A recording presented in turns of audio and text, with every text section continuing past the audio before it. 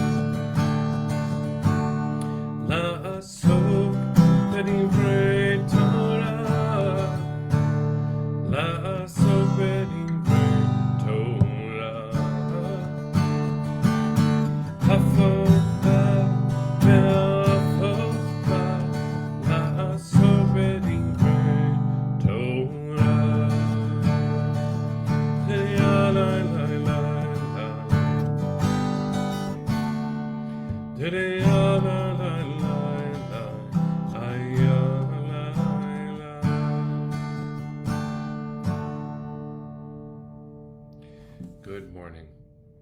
Good morning, friends. It's good to see all of you. Joyce, thanks for the amen. That was well timed. Shush. It's good to see you, my friend. We're going to learn some Torah, but what I'd really like to do is dedicate today's Torah learning to a dear friend of mine who just recently died. Her name was Alana Schatz, and I want to tell you just a little bit about her. This is, we all share what's going on in our lives. This is a moment for me. Alana touched the lives of many. She founded an organization called Fair Trade Judaica. She did much in her life before she died from ALS just last week.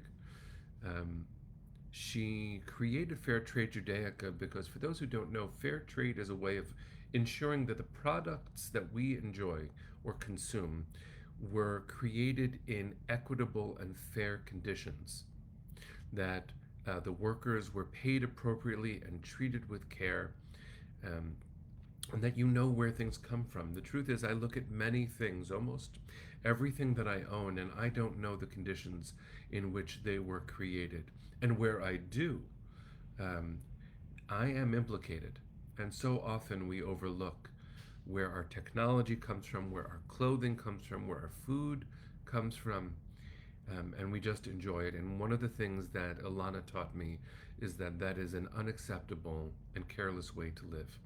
She lived her life by this motto, by this absolute devotion to justice and fairness.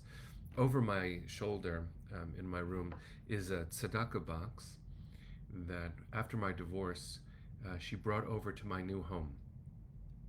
And she handed it to me, and it was a beautiful carved wood tzedakah box with the word tzedakah, which we translate inaccurately as charity. It really means justice. And that's what tzedakah really is. Tzedakah is trying to set the world right. It's not because I feel good that I give tzedakah, it's because I'm obligated. She and I also we commissioned from an artisan in Indonesia the world's first fair trade yad. And for those who don't know, a yad is a pointer with which people read Torah. And often we give gifts to bar and bat mitzvah children, but we decided that we wanted to infuse their moment of Jewish becoming with an act of Jewish righteousness. And so I have the very first yad that was created, and my children are blessed to have them too. And I wanted to dedicate today's Torah learning to her memory. Yes, as Rosa is sharing, she's quoted in the Chocolate Trail, and she, among her many great accomplishments within the Jewish world, she partnered with Rabbi Aaron Alexander, who's now in Washington, D.C., to create the world's first kosher for Passover fair trade chocolate, because of all the industries that is absolutely tainted by slavery and unfairness, is the chocolate industry. So I encourage you to look up Alana and see her great work, and also look up the principles of fair trade and see if there's a way of aligning our practice, our simple lives as consumers, with a better way of treating those who work so hard. That might come down to where your tomatoes come from. The Imaloki tribe in Florida of Native Americans is where many tomatoes are picked. They do the work, and there is a long history of them being mistreated. So too strawberries that come from California. So let us be mindful in the way that we conduct ourselves in this world, and may the memory of Alana Schatz be for a blessing. A little bit of Torah for today on this, the 305th day since October 7th, and on this, our 1109th broadcast. There's a lot to point to in the first Torah portion of the book of Deuteronomy. That's where we are. The book of Devarim begins with a recognition by Moses that the story will go on beyond him, beyond his lifetime. This can be seen as a punishment from God for having lost his temper, and it can also be seen, and this is how scholars often see it, as a recognition that no one lives forever. No one lives forever. And so I hope, friends, that we hear the urgency with which Moses conducts this speech, this goodbye speech that lasts an entire book of the Torah. All of Deuteronomy is his goodbye. He's trying to make sure that we don't forget. He's telling lessons to the next generation as the last witness. He is the final survivor of his generation. That is a really, really important recognition. He feels it, as should we. One of the things he does in the book, in this Torah portion of Devarim, is he tells us about how Bnei Israel, how the Israelites were treated by other nations. And he goes through a list. So for instance, Moab, he lists in the second chapter of Devarim. Look it up in chapter 2, verse 9 is where he really focuses on it. Moab was good to us, therefore we should be good back. It's not clear that that's actual history even in the Torah, but that's how he remembers the tale. So he says you should show kindness in return to Moab when they are in a moment of need. And then he talks about Bashan, another kingdom that was not kind to Bnei Israel, and therefore we should not be kind in return. That's in the next chapter of Devarim. I share this here because history is replete, especially Jewish history, with being mistreated by other nations. All I have to do is say Baghdad, Babylonia, Spain, England, the USSR, even the United States, and one nation after another, I don't have to mention Iran today, has been unkind at best to the Jewish people.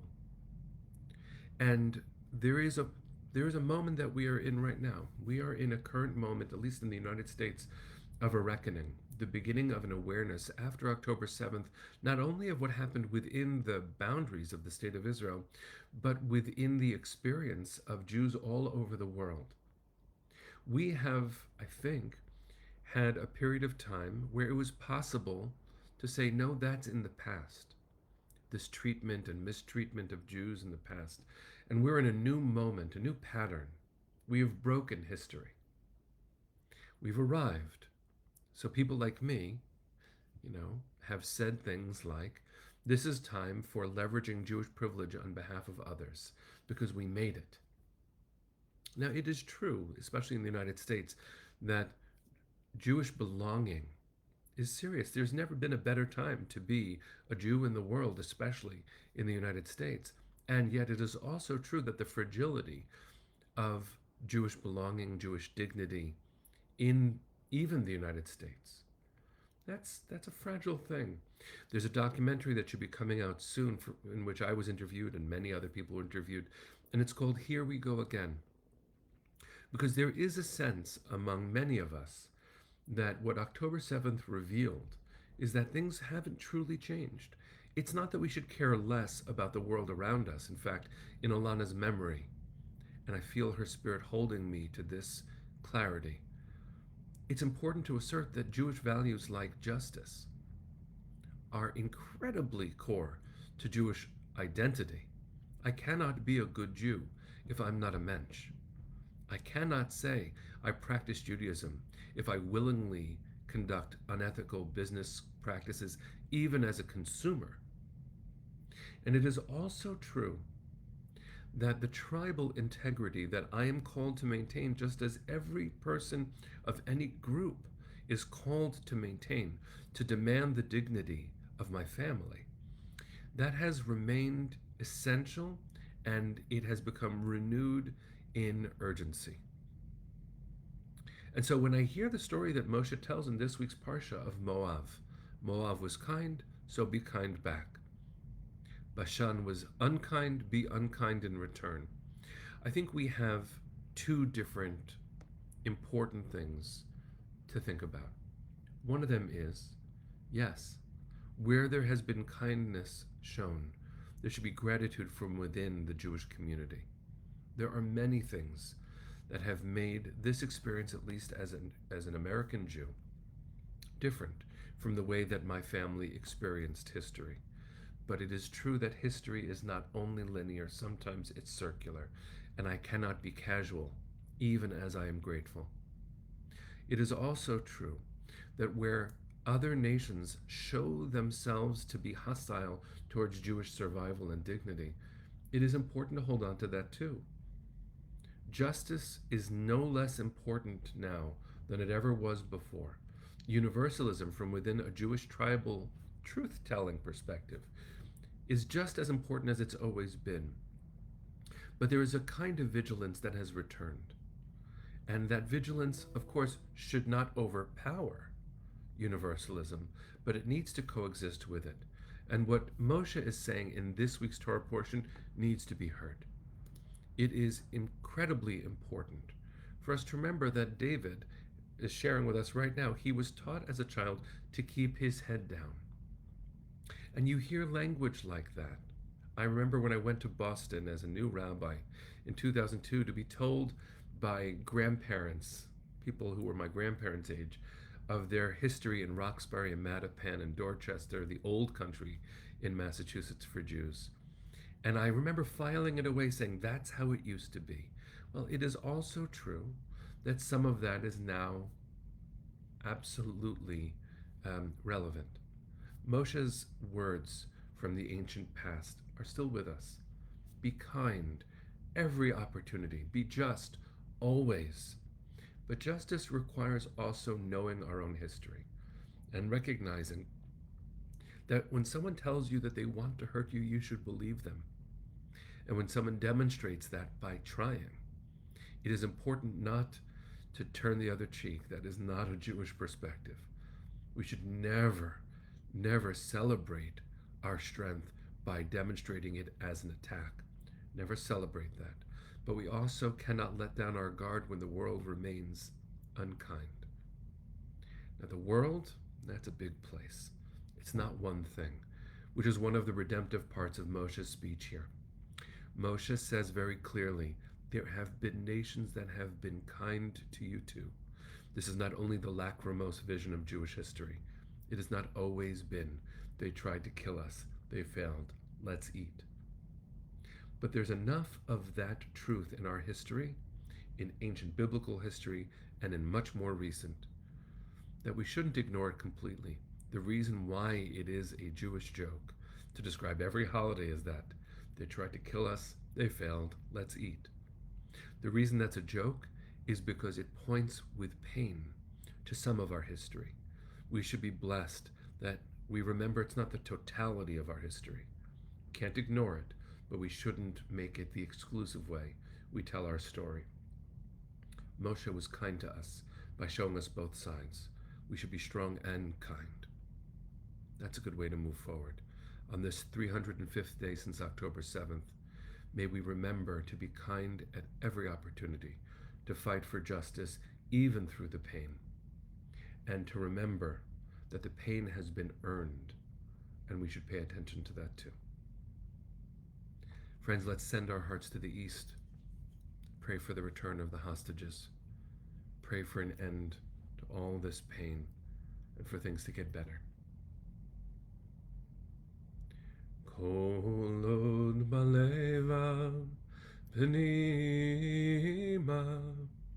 nefesh Yehudi homiya ulefatei mizrach kadima ayin letzion tzofia on lo avda tikvatenu hatikva bat shnot alpayim liot am choshi be'artzenu eretz Zion v'Yerushalayim liot am choshi be'artzenu eretz Zion v'Yerushalayim. Bring them home now. Am Yisrael Chai. See you soon.